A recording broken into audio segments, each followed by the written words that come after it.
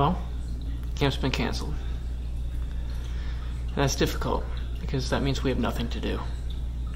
If you're anything like me, you've been sitting at home twiddling your thumbs. But I get it. You miss the friends, the fellowship, the family, but you also miss the food. Well, we're going to help solve part of that problem today. I'm going to show you how to build everything you need to enjoy a classic camp meal right at home. That's right, Hobo Breakfast. For this build, you will need a number 10 can, a tuna can, a package of golf wax, cardboard, scissors, tin snips, a can piercer, work gloves, and a rubber mount. First, I'm going to show you how to make the can. Hi, Editor Andrew. One quick note about choosing your Hobo can.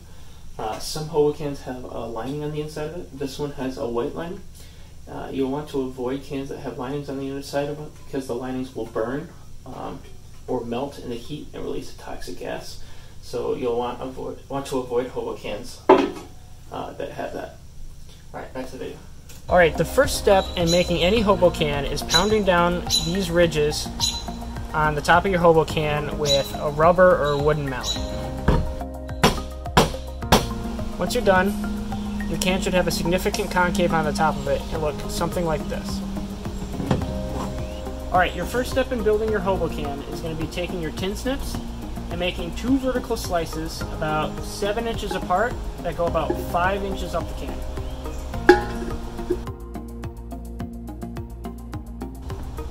Alright, once you've completed your 2 vertical cuts, your can should look something like this.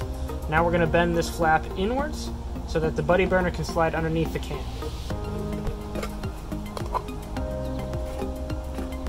Once you're done, your can should look something like this, with a space that allows the buddy burner to sit underneath the can. Then we're going to take the can piercer and we're going to work our way around the top, putting about 5 or 6 evenly spaced piercings in the can. That's going to allow the air to flow through the can a lot easier.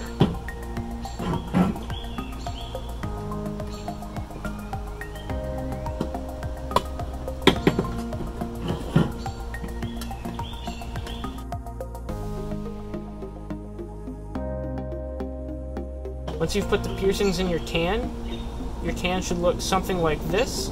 You've got the piercings evenly spaced around the top, and again, you've got the flap bended on the inside. Alright, to build the buddy burner, you're going to need some scissors, an empty tuna can, some cardboard, and some golf wax. First off, we're going to take the pair of scissors and we're going to cut a piece of cardboard about 1 inch wide and 12 inches long. And we're going to wrap it up in a spiral pattern and put it into the tuna can.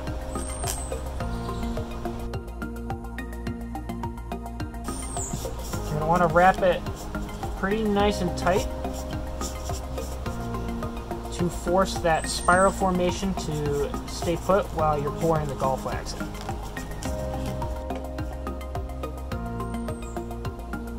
So your can should look something like this. It doesn't have to be perfect. You just want to make sure that there's enough of the wick in the middle and that it's spaced out enough so that the fire will burn well underneath the Hobo can. Alright, for this last step, we're going to need to melt the golf wax and then pour the golf wax into the burner that we've created. So I'm going to use this pot and use it on the stove inside. There's a few different ways you can melt it. This is just one of them. Typically at camp we'll use a hot plate, but after you've melted the wax, in order to get it out of the pot, you'll just have to wait until it dries and then you can scrape it out. This is the golf wax. It comes in fairly large blocks. I'd recommend chopping them up into smaller sections, that way they'll melt faster, but either way it will work. Alright, I'm going to go melt this wax for the buddy burner and then we'll pour it in. Alright, the goal should be to fill the buddy burner about halfway full of wax, halfway to 3/4. You may need to adjust your piece of cardboard so that it's sitting more in the middle like it was before. I'm just going to take this and pour it on top of this piece of cardboard in case I spill.